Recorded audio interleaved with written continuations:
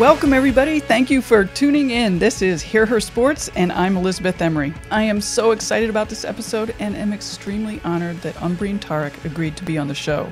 Her schedule is jam-packed to capacity, and she even admits to saying no frequently. It means a great deal to me that she said yes to be here. Ambreen is the founder of Brown People Camping, a social media initiative of personal storytelling to promote greater diversity in our public lands and outdoors community. In Brown People Camping, Ambreen shares her own experiences as a Muslim, South Asian American immigrant female. Her stories are incredibly eloquent. She is willing to be personal on Instagram to discuss how essential it is to get more people outdoors and to open up the conversation about the wide range of relationships and experiences people have with wilderness. I learned so much from our conversation and by following Brown People Camping on Instagram. For one, midway through the episode, Ambreen talks about what we all can do to promote diversity in the outdoors.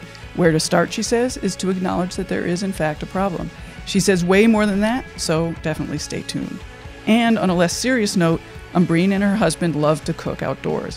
When she talks about recipes and setting up her campsite, she really opened up my idea of camping. Of course, it does not have to be a sufferfest of walking until you drop and then eating instant oatmeal and an energy bar for dinner. Enjoy nature with your friends and family, have a good meal, and do a short hike. It's a real treat to introduce Ambreen, so let's get to it. Welcome, Ambreen, and thank you so much for being on the podcast. I'm really excited to talk to you. Absolutely. I'm really excited to be on. Thank you for having me. Yeah, you know, from what I've read, how you got started hiking and camping is so important to your story and your experience and mission. So can we start there? Describe an early camping experience from your childhood. Yeah, absolutely. So, how I got started is a pretty central part of my story for Brown People Camping as a project. In fact, that is the name.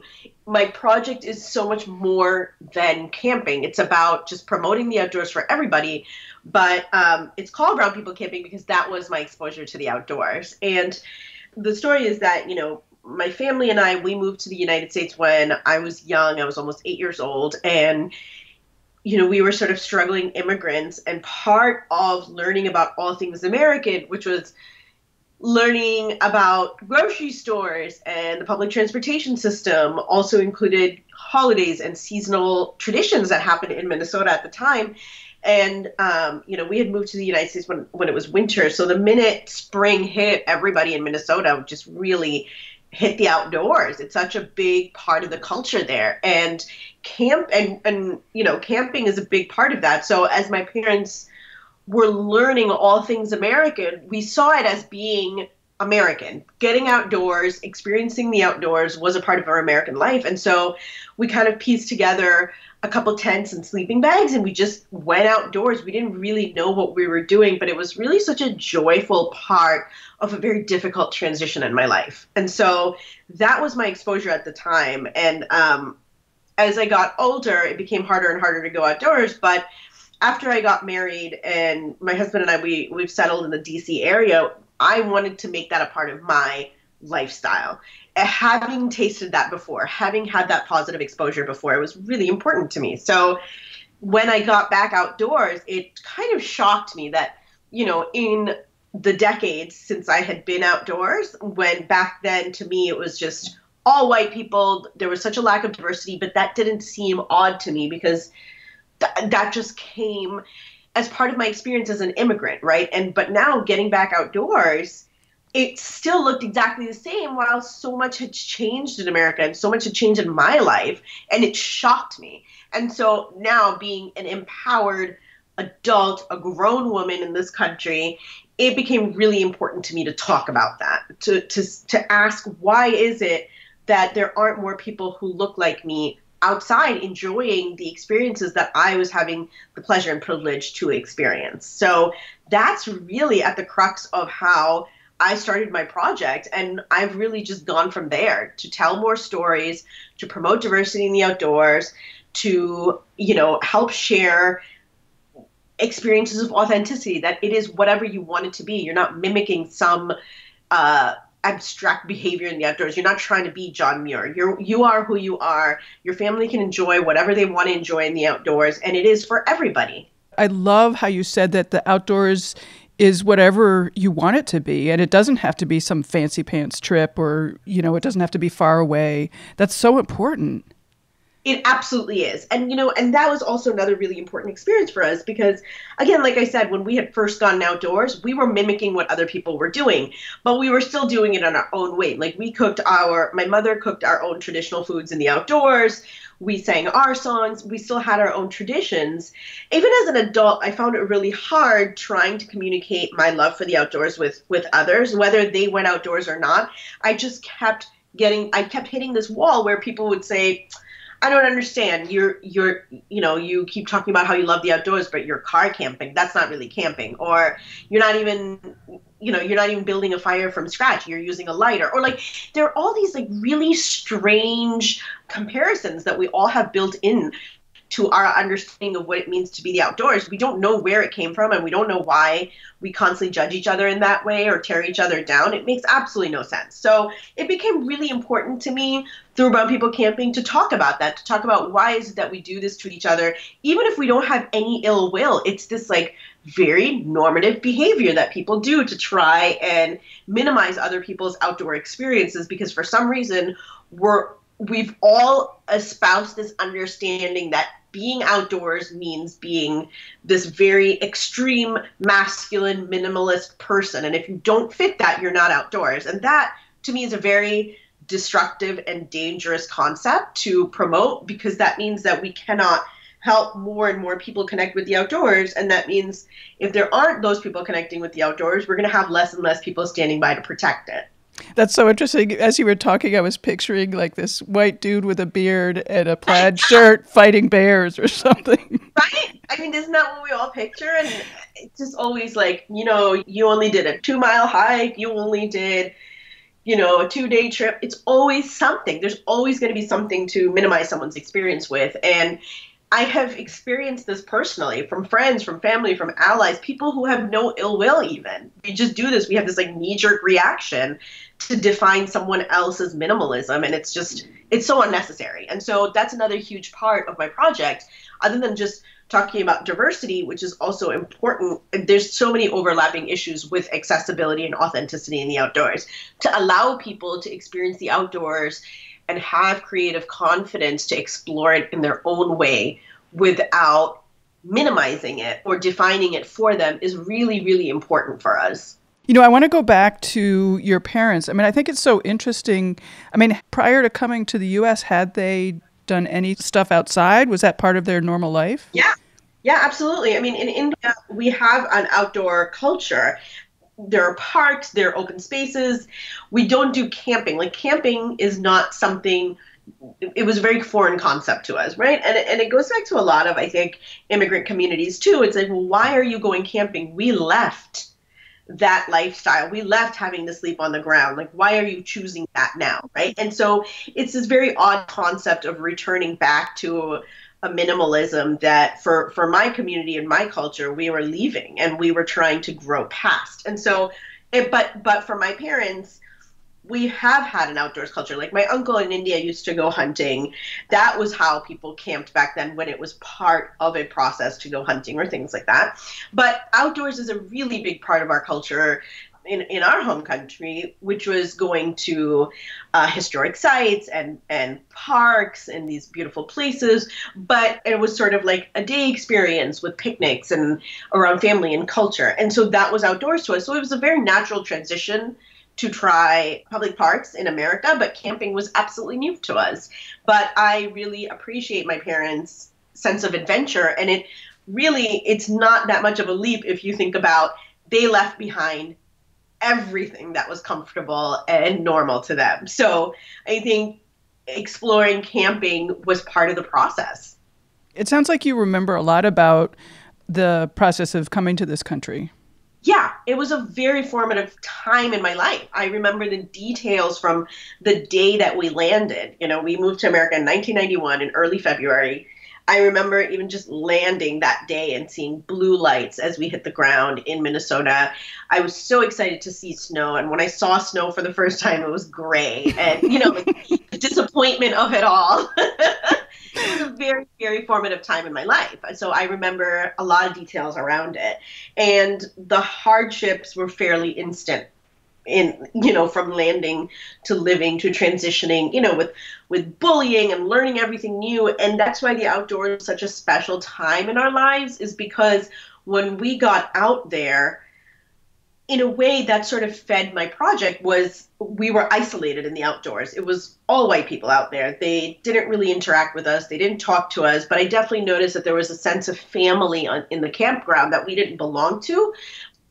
Overall, we were okay with being left alone, because in every other part of our life, we weren't being left alone, right? So it sort of cut both ways, but at that time, it was a reprieve. And there was so much joy in having to deal with problems that weren't so hurtful, like starting a fire and being tired. And it was just so empowering for me. I think that just warmth in that experience and being able to problem solve in such an immediate way at a time when my other problems were so much bigger than me, it left a very heavy emotional imprint in my life that was very positive. And I think that's why it's so important for children, and when you're younger, to have positive exposure to the outdoors, because then you have that creative confidence as you get older. Let's talk a little bit about your actual hiking right now in your current life. How often are you taking trips, and, describe a trip? What kind of trips are you taking? Yeah, well, East Coast living is, I always like to put that little asterisk there, because oftentimes I'm talking to people who live on the West Coast, where the idea of getting outdoors all the time is like, yeah, well, we do that all the time, right? I'm not huge into outdoor activities in the winter time. It's difficult for me. I don't like cold weather. So it's really I'm trying to push my boundaries every day, every year. And we've tried to do a little bit more hiking this winter. But once it gets warm, we're out there. And I think in general, we're trying to camp every month somewhere, whether it's locally or now with Brown People Camping. I actually have a lot of great partnerships that I'm involved with through ambassador programs that I'm involved with, or sponsored trips. And so we're getting out there every month. And whether it's within our local area or in other states, and that usually looks like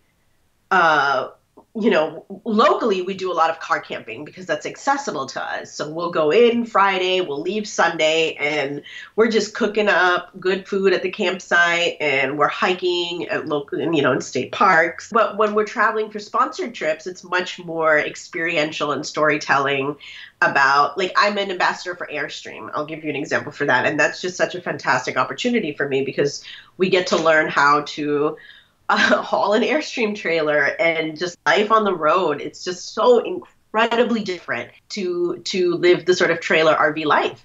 And so it really depends on the experience itself and the partnership I'm involved with. But it's about just getting out there and trying whatever it is that we can to experience more and tell more stories. When you're doing the car camping, do you spend the whole day hiking, or do you spend time at the site sort of meditating, or, I don't know, taking in nature or something? Yeah, definitely. It's not an all-day hiking thing. That's just not our pace. My husband and I, we both really enjoy cooking in the outdoors. So we enjoy experimenting in our camp kitchen, trying different foods. We have our own pace that involves a lot of cooking and hiking and, like problem solving in the outdoors. And it's not just gunning it the whole day, right? Like, we oftentimes have a mix and match with how often we're back at our campsite and cooking and relaxing, and also just getting out there and exploring. I think that's what's so great, is in different experiences, trying to push yourself to try different speeds. Cooking in the outdoors is extremely challenging, and that is exhausting in itself. And sometimes I just wish I'm just going to go hike. Like, that is much easier right now. So we love problem solving in the outdoors, and we, like I said, we try different things, and that's all part of the adventure for me. Cool. So what's your favorite camping meal?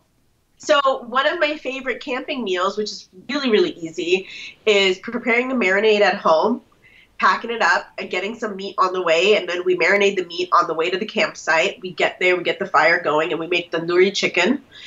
We can boil rice at the campsite. And it's just by the end of the day, when you're exhausted, you want that protein, you want that fat, you want that starch. So, and it just everything tastes so much more delicious in the outdoors to me. The spices and just everything.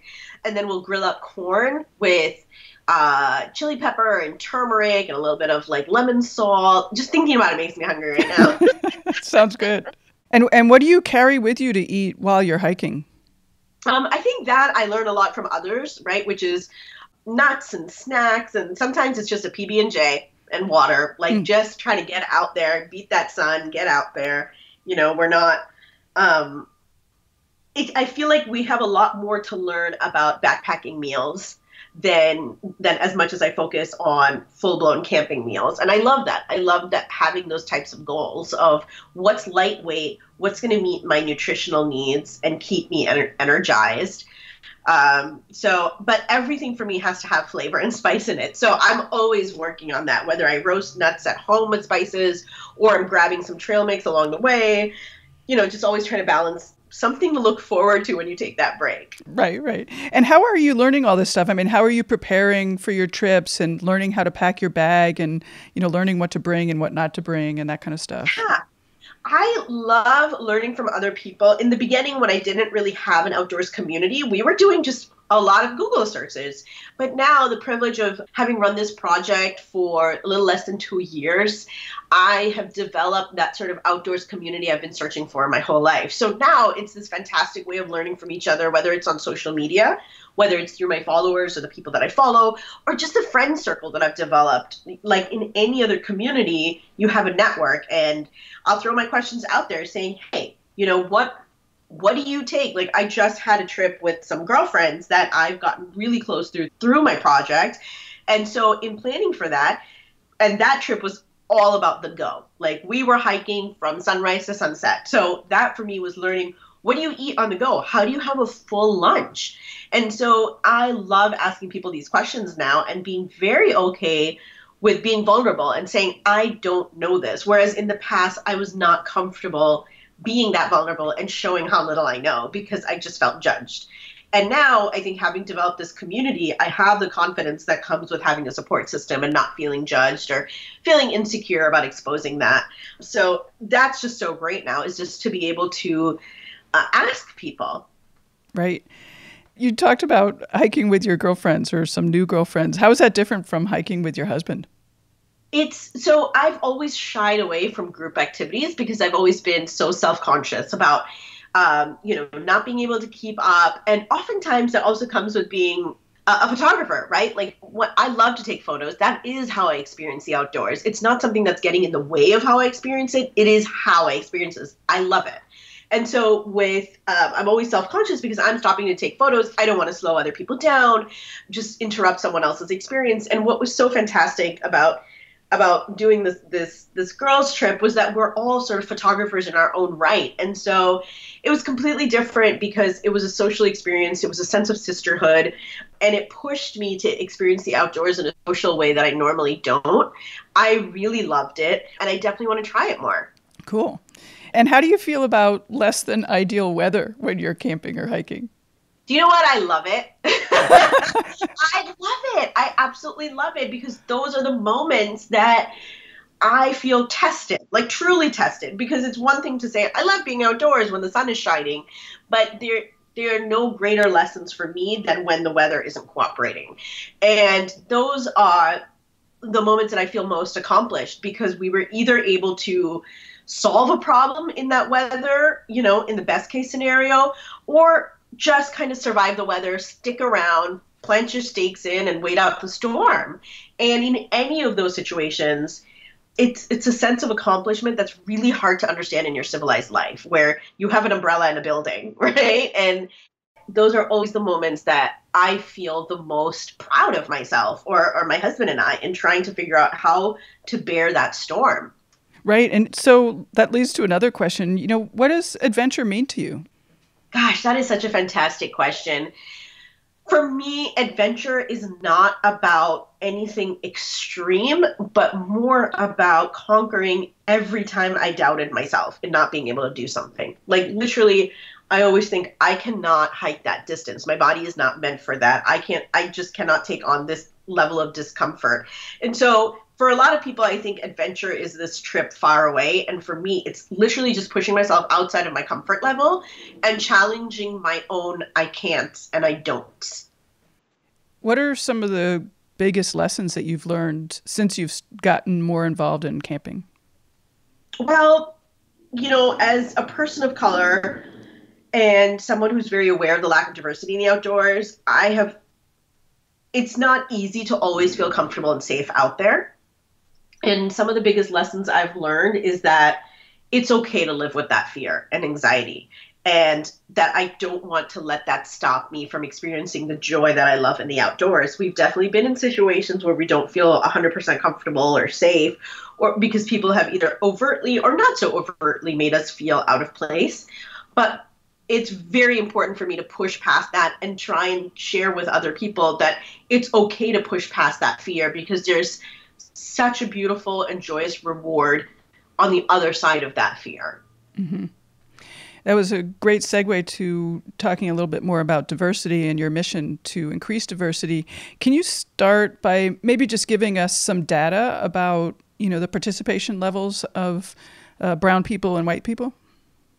Well, I don't necessarily have the data because I don't do data collection, but there is some very basic information that I think we all have access to, and this also leads to when I launched Brown People Camping, right? It was 2016 and it was the centennial of the National Park Service. And up until then, I always thought this was just something private that we all felt and we didn't talk about. And it was them who put out they had done a full-blown survey that showed that majority of the people visiting public lands and national parks were white people. And I cannot remember the number off the top of my head, but it was something lower than 30% were people of color. And another really important point, which goes to the point of my project, is that, come 2040, there are going to be more people of color in this country than white people.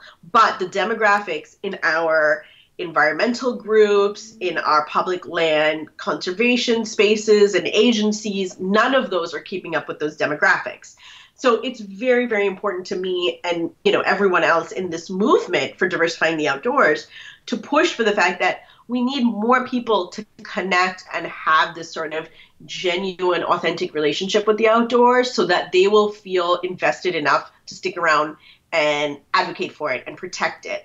That's really at the crux of all of this sort of advocacy. It's not just because it's the right thing to do. It's very, very important for all of us and the well-being of our green spaces in the future. I hadn't even thought about that. Yeah, it's at the crux of my project, at the center of a lot of people's advocacy for the push for diversity in the outdoors, is that we need more people to love this land, because we are right now not keeping up with the people power we need for its advocacy. Right. And for most of this time, we have not been cognizant of the fact that most environmental groups, conservation spaces, even people enjoying the outdoors or maintaining it, have been predominantly white. Up until recently, it was just never really seen as a priority to acknowledge that and push to change that. And now we see it, right? It's not just people of color who are pushing for it. It's now white allies who have acknowledged that and seen that as very dangerous for the future of our public lands and green spaces. That goes hand in hand with something else that you've said, which is that the parks, the national parks, are all paid for by taxes. So we all own it. Absolutely. And that's something really hard for me, because I never feel as entitled to these public lands as some people who may have lived and grown up in those spaces. Maybe it's my immigrant experience. Maybe it's the fact that we moved around a lot. But to me, it's something so external that I'm going to visit. And I really admire the people who grow up in those areas that feel connected to it, thinking, this is my river, this is my backyard, And what I have learned through this project is that there are a lot of people of color who grow up with that in their backyard and still don't feel that way about their own land. And it's not just about the taxpayers. It's how at home do you feel in your home? That is a very important fact that I push myself to explore through my project, because I think many of us take for granted that there are other people who don't feel as comfortable in their own land, right? And many of us have different and varying relationships to land. My experience is that of an immigrant. With African Americans, their experience is very different from being brought to this land and being made to work for this land, but then also, rural spaces and, whether it's going out into wilderness or forest where there was direct and immediate violence associated with it to Native American communities who have lost the very lands that they have ancestral connections to. So for my project, it's very, very important that we openly explore our relationships with land and what does that mean to us, to be able to appreciate it more, to be able to appreciate each other more. And only then I think can we make authentic connections and celebrate diversity and what it really means, not just putting more people of color out there, but talking about our histories and our relationships to land. Mm-hmm. How do you balance your white audience and your brown audience? Because you do have both, right? For your Yes. Instagram account. Yeah. Yeah, absolutely. Well, at one level, it's about sharing my message, period. I like to talk about me, what I've experienced, regardless of who's listening. But at the same time, my mission is about including white people in this conversation and helping empower allies.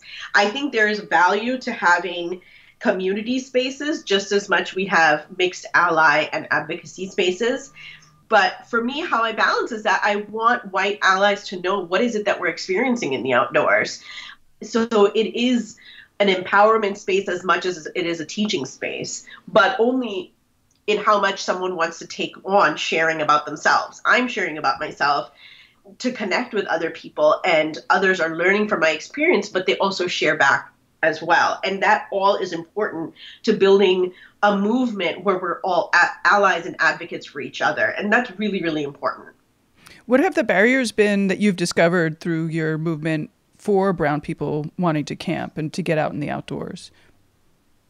You know, nothing I've just, like those barriers, none of those are new to me because I've experienced them my whole life. Sure. I have learned lessons from other communities that I haven't thought of, like I was saying, with friends and stories from like Native American communities, and to be able to learn about the complicated feelings that come with people loving and developing a relationship to public lands without acknowledging their history of them, right? And that is something very new that I've been able to open my eyes to and be educated about, is the experience of, it's not just that we're all people of color outdoors. We all have such complicated relationships to land, right? With African Americans, and learning about the history of what those rural and sort of wilderness spaces meant to communities out there and what happened out there to a lot of Black people.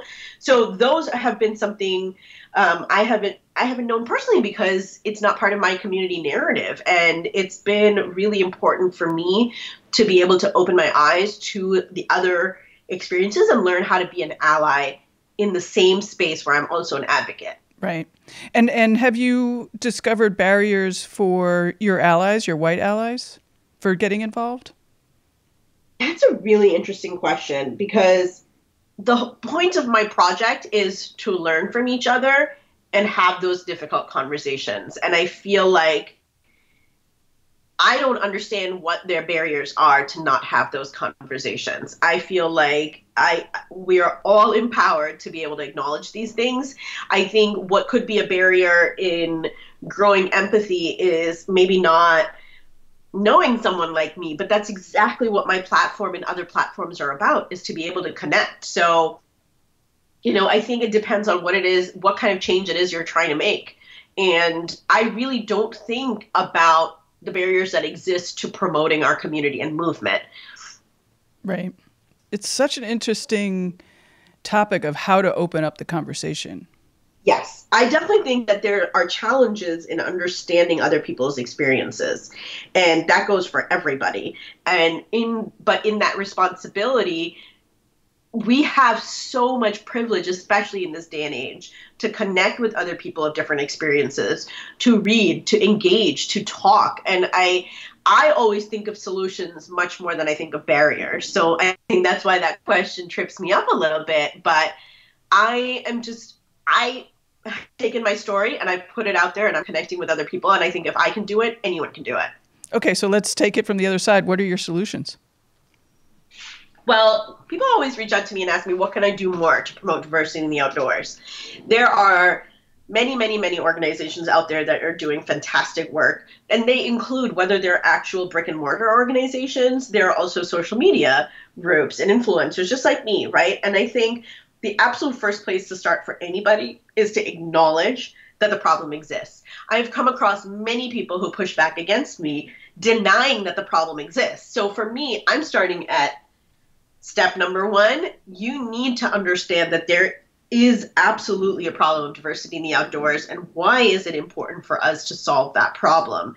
It is for everybody in this country to feel represented and have access to public lands, to be able to see that not everyone's able to access them for socioeconomic reasons, and to be able to explore that and acknowledge our own individual privileges that either enable us or hinder us from getting outdoors. And then talk about it in your communities, whether it's your family, whether it's your congregation, whether it's your friends. To be able to champion and be an ambassador for the truth is incumbent upon all of us. And I have a full-time job. I volunteer with 2 other organizations. I do have very limited capacity, but I can choose to do my part in whatever small way that is. And it's a representation that even that can really resonate and be impactful.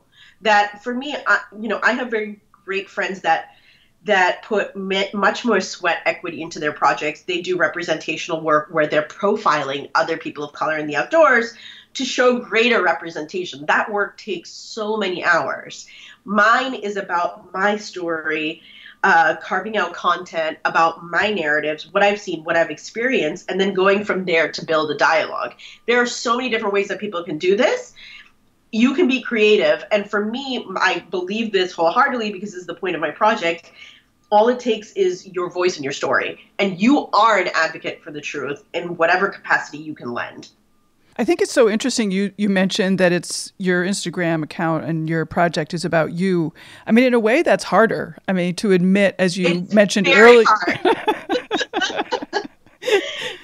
Yeah. Yes. I hadn't anticipated that that's what my project was going to be. It evolved into that because I'm responding to the need that was really expressed from my followers. But my project is about me.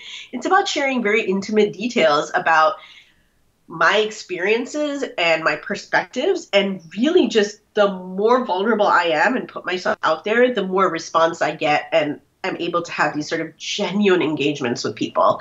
And that is very important to me. So it is harder in a way, right? Everything comes with its own difficulties. It is a learning skill.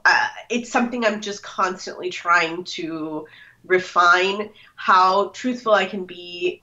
Not truthful in the sense of what's false and what's true, but just how much am I willing to expose my life and my experiences while still being comfortable and safe, but at the same time doing justice to the point of my project. And I have found that the more I share, the more other people share.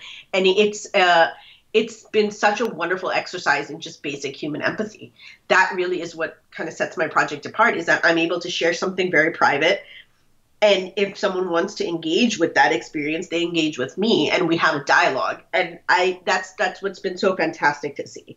Well, in one way, it's sort of a version of representation. I mean, you're representing somebody who's not entirely comfortable being outside and explaining why that is. And, sometimes it's because of diversity, and sometimes it's because you're trying to figure out what to take with you on the hike for a snack. Right. Yeah, absolutely. Yeah. And it all ultimately comes back to this sort of access, right? And for I think many people of color who don't have a cultural background in it, we don't have those type of resources. We don't have the uncle or the grandparents or whatever to teach us how to build a fire in the outdoors or borrow gear from.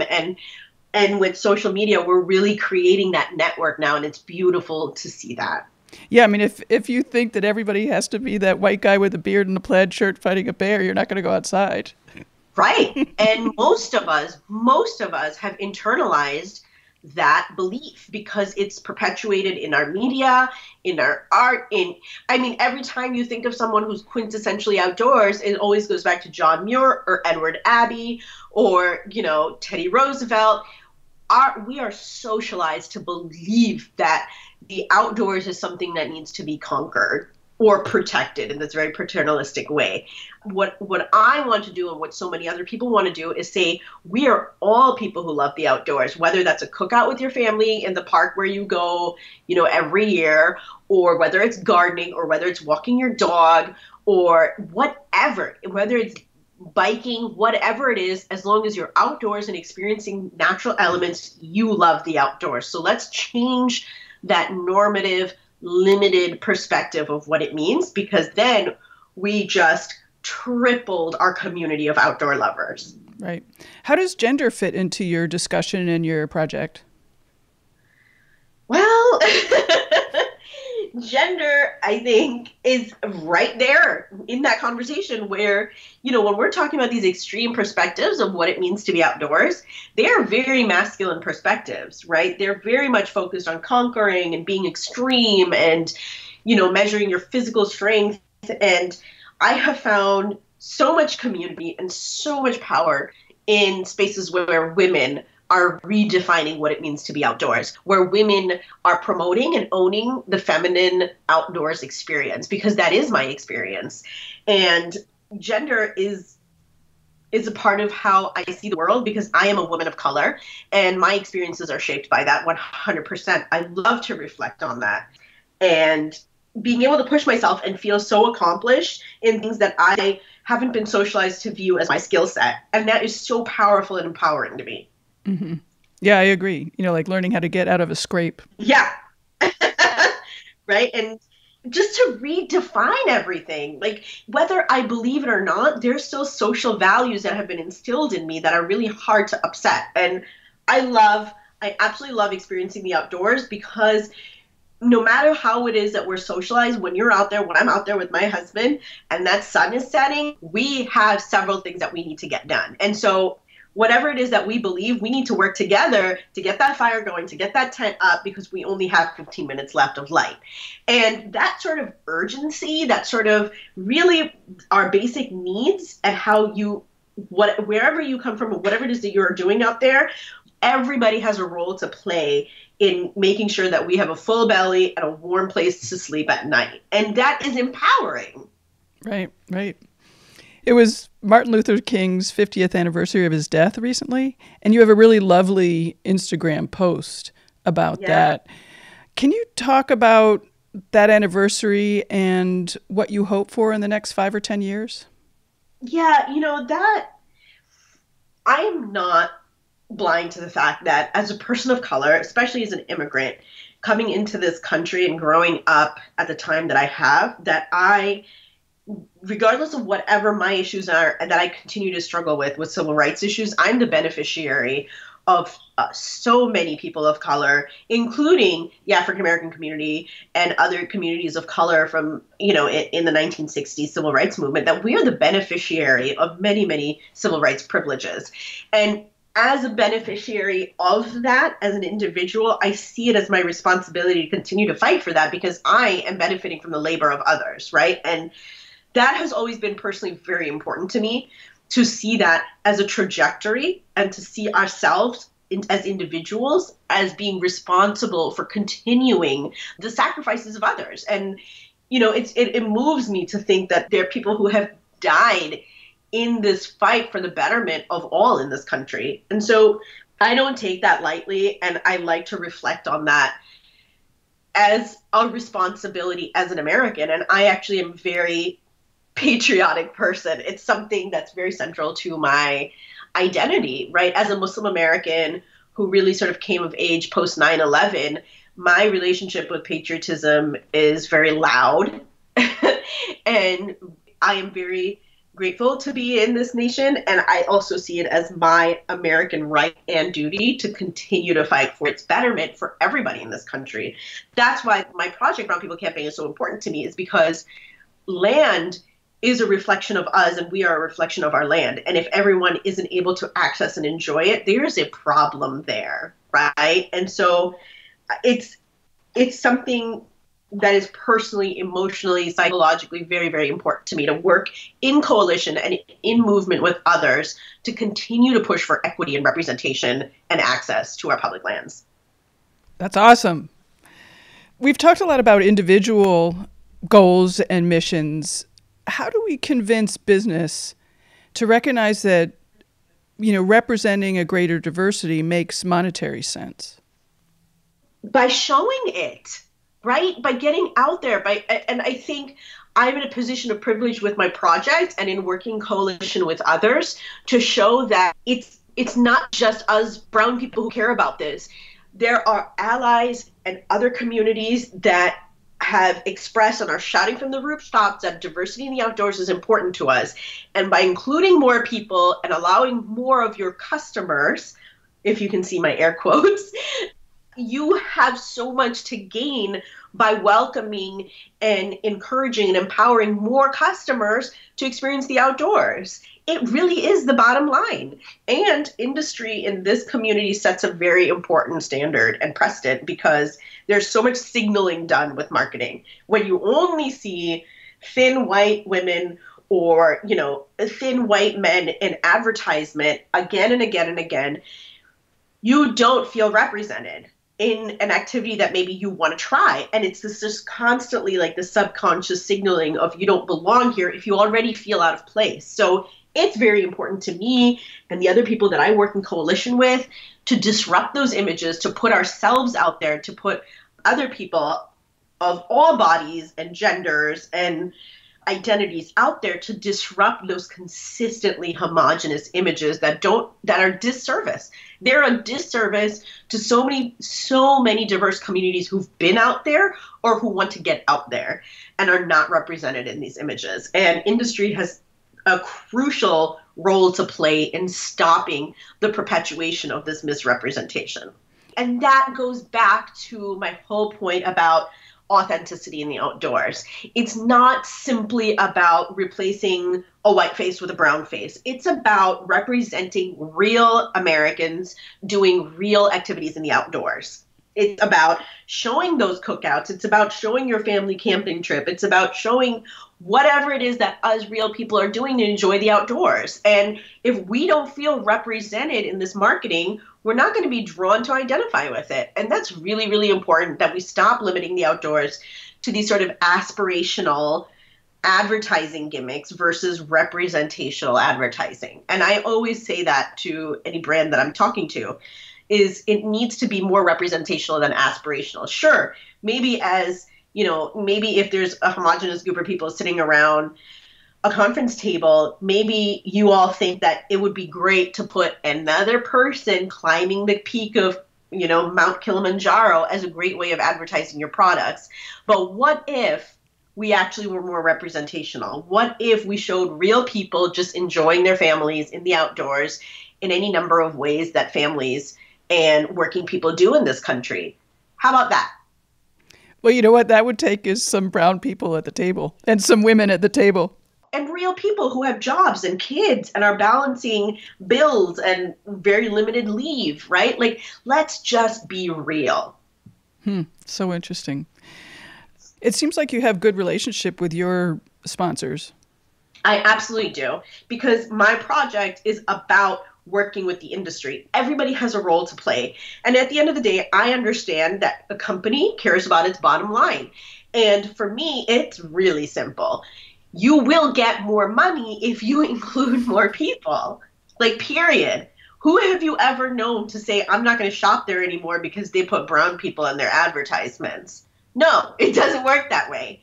The more we feel represented, the more inclined we are to gravitate towards a company and understand its identity and its community ethic. And the outdoors community very much is in tune with the culture of the brands that they feel loyal to. So I take very personally, and it's very important to me to work with brands that I feel represent that movement towards diversity and inclusion, not because they're trying to build a customer base, but because they're trying to grow our community. And so, I just became an ambassador for Merrill, and I'm very, very proud of that relationship because I feel like that is another company that's really kind of living the spirit of it.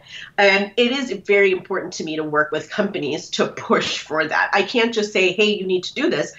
When there's an opportunity for me to be part of that messaging and help share that story, I will do my best to do that. I should point out to everybody listening that you have a gazillion followers on Instagram.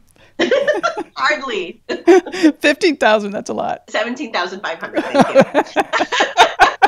And then So how did that happen? And did you have any idea that was going to happen? absolutely no idea.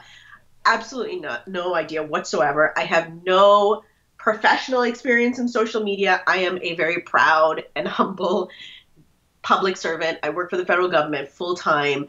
It was never anything I planned to have this level of a community, but I have gladly stepped into the role of it. And I am very, very protectionist over my community in the work that I do.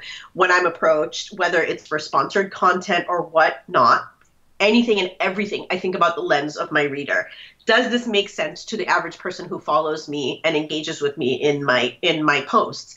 Is it moving the conversation forward about diversity and authenticity and access?